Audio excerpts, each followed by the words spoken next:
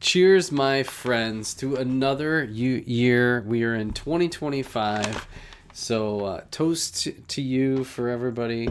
Thank you for your support. And if you're new and you love Lego, you love castle, space, Star Wars, this is the place for you. So make sure to subscribe. And I love your commentary and interacting with everybody. So drop a comment. So in this one, what I want to know in the comments is, what are your goals for 2025? I've put a little bit of thought into this. I'm going to try to do my gut instinct here and what I should be doing. Number one, and I've started the process, although I feel like there's never enough time in doing this, is all of the organizing and kind of the cleanup work. Behind me, I want it to be like a clean setup so that you're looking at something awesome and some of the stuff that I've built. And then I really do need to get a lot more parts. My some of the drawers are starting to overflow. Even some of my big parts bins, like this is my 2x. This one's got a lot to go. But if I took apart some big sets, this definitely would start to fill up. And then what do? I don't really have space. It's starting to get pretty ridiculous. At some point, we've talked about redoing this room. This room is not going to get redone for at least a year. So I do have this year to essentially get my stuff in order, at least put them in bins and kind of get them organized so that at some point, if I were going to redo and repaint and kind of really make this a nicer space for both myself and even thinking about long term when the kids are not around and kind of using part of this room and I'm using the rest of it. And what is my wife going to do with it as well? So lot to come. A couple things. So again, organization, cleaning up. It's going to be definitely something. I want to do a lot of building. Isn't that what should be all about? Is I should be doing a lot of building. I think sometimes I get caught up in doing something like too many, making sure I'm recording everything that I'm doing. I don't know if I necessarily need to do that. I think what I'd really like to be doing is doing some streaming. I'm still kind of working through that process and how that would look. Because I really don't usually like using my work laptop. I want to use my own, have my own little studio setup. This is okay. I've kind of got it going for recording. Even that's kind of challenging sometimes. So at some point, I would like to get better at both recording and streaming. Maybe have my own computer and setup, and interact and be able to be live with you. And I think that would be pretty valuable.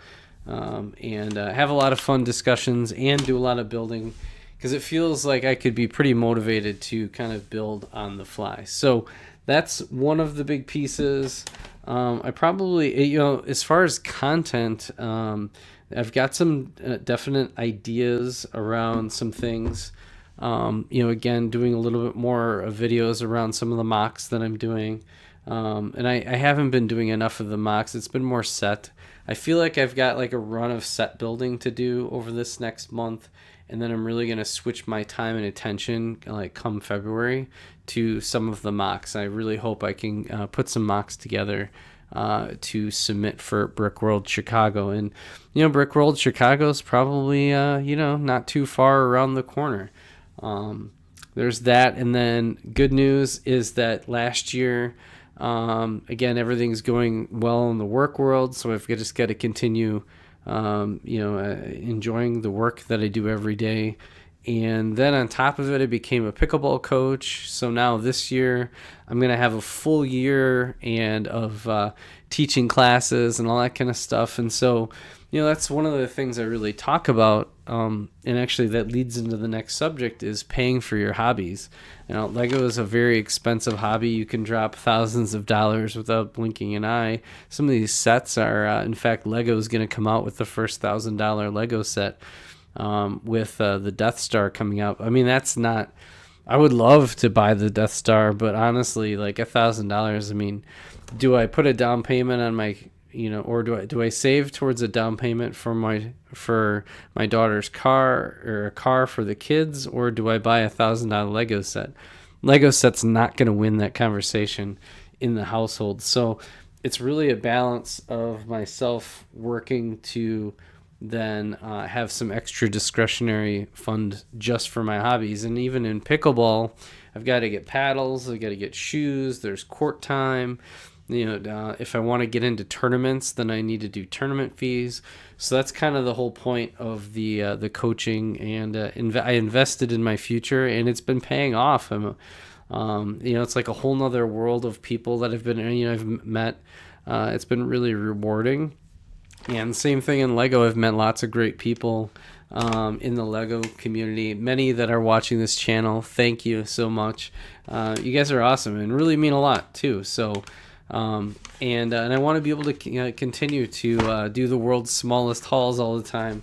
But with speaking with that is that I do have in there, and it is in the description below, I do find a lot of really creative ways. Like one way that I'm able to afford aftermarket, and I'm going to do a video on this, is by buying and selling on Mercari. Some people do it on eBay. Some people might do Whatnot. Once you're in kind of a platform, it's good to kind of stick with that one. Some people cross post and things like that, but I use Mercari, buying and selling, just random stuff around the house. And I do in a video want to pile up all the stuff that I've bought off Mercari. It's really significant. I think it would blow your mind, and just keep in mind that it takes time to build a huge collection, and you don't have to keep up with everything Lego is putting out. And even if you can, let's say, buy like 1/3, let's say you're a huge Star Wars fan and you just get the sets that you just have to get, and really play the game of all of the sales like May the 4th or Black Friday, or get gifts for the holidays or your birthday and all of those types of things. If you stick to that, let's say you can kind of knock out like $500-$600 to $800 worth of Star Wars sets in any given season, then if you use Mercari, you can kind of tick away at $100, $200, $300 worth of aftermarket sets that maybe you missed in the past, or maybe you missed that year, because some of the sets are selling for like only a couple bucks over MSRP. So if you think about it, if you can kind of capture those sets, then that's money that you didn't have to pay out of your own pocket. So it's a really cool way, and I'll put a link in below. You can get some coupons to get started. The other way, I have done some purchases, although it's a little bit more discretionary money to spend on whatever, is I've been using some media rewards. They do surveys. I probably do like maybe $20-$30. It's probably about $10 a month I've been able to do through those surveys. So it's about $120 a year. But if you think about it, if you use that method and save up and get a $100 gift card, and then you save up, let's say, some cash, that's the other method, is to save up some cash, a couple bucks here, a couple bucks there. Next thing you know, you have $200, and now that $300 set's a $100 set. So those are the methods that I use. I am the cheapest Lego hauler of all time. Maybe it would be a good title for one of the videos. So speaking of hauls, at the end of this is just past the end of the year, there was a little there wasn't a sale, but it was January 1st, and I had I'm trying to remember what I was doing. I was just there with my family. One of the missions I have, as everybody knows, I collected the entire Dungeons and Dragons series, and there's the receipt. I did buy it. I really should do the survey. Boom, we got CMF. This should be CMF 20. Oh, this is Series 27. Series 27 in the house. We have a new one. Let's crack him in and see what I got. There's definitely... I had to do a lot of hunting and searching, because there's one particular figure that's going to be super popular this year. You can, if you haven't looked at this series yet, this is not the one. Although this one's great, so that's why I got it. There might be one more that I'll get. I don't know. I mean, I like Pirate, but I'm not super into Pirate. There's another one that was an Octan space almost like a... The helmet mold is really incredible, but... Alright, so here we go. It was very... There's a lot of them are very custom-y. This astronomer is really cool. This is that rocket ship guy. The racer guy was pretty... the jetpack racer guy. But I ended up getting the steampunk guy. Looks like they're back to the standard base plates on these. Steampunk is, so I will say, one of the cool things about Brickworld Chicago is there's always one group that does this huge steampunk setup. You do get these extra glass things. Oh, it looks like this goes all the way through. That's pretty neat. Just like that. That's an interesting little contraption there. Real neat. Hopefully you can see that. Ooh, and you get a little extra. So it's got like a dial, like a pressure dial on there.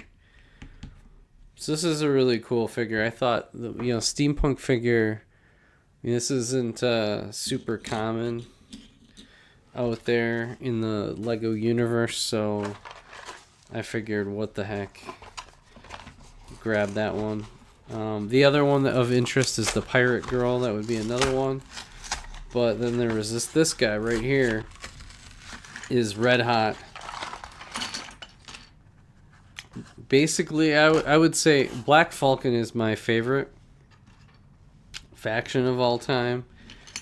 Next to Black Falcon is the Wolfpack. And wow, look at this really cool cape that it comes with.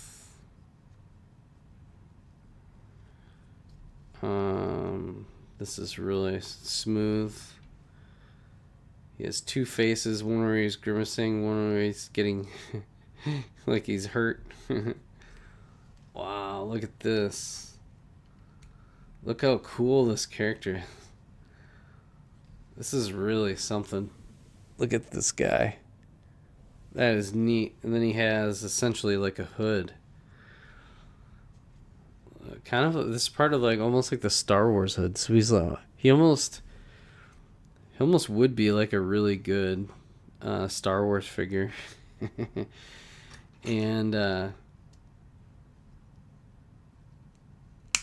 he comes with this I don't think it's unique. Probably comes in a bunch of sets. But this really cool modern style sword. And then a really cool wolf, which is also in high demand. I could see people wanting to pay a couple bucks for him by itself. I've heard some folks are rating this one just for the wolf. So, pretty wild stuff. That is pretty awesome. I mean, this is, well worth $5. I may have to seek out a couple more of these things.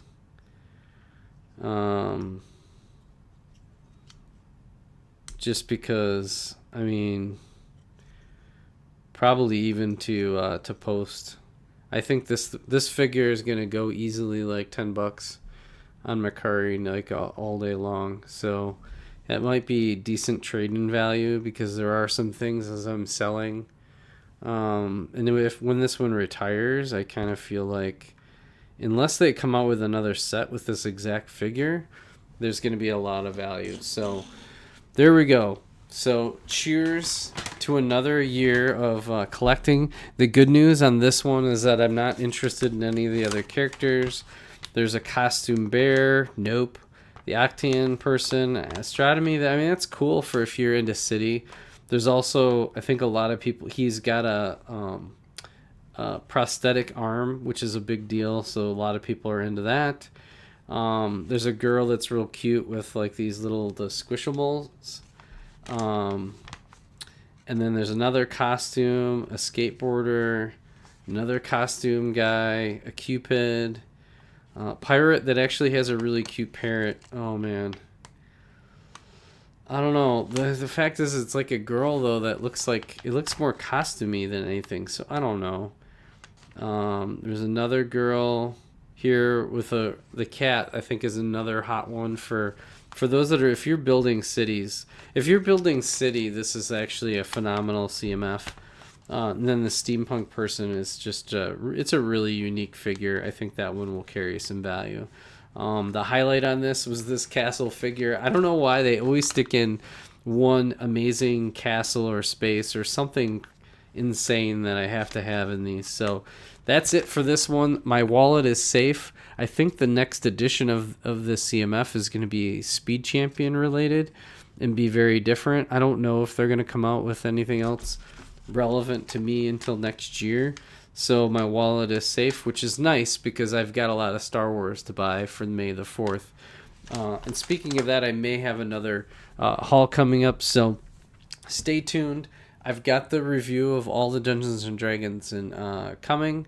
If I haven't released it before this one, I don't know. I'm a little out of order right now. Thank you so much for watching Journal Entry over 2024 and when I started it in 2023. 2025, I'm going to keep Journal Entry going. So with that, we'll catch you on the next episode of Journal Entry. Bye for now. Later. Happy New Year.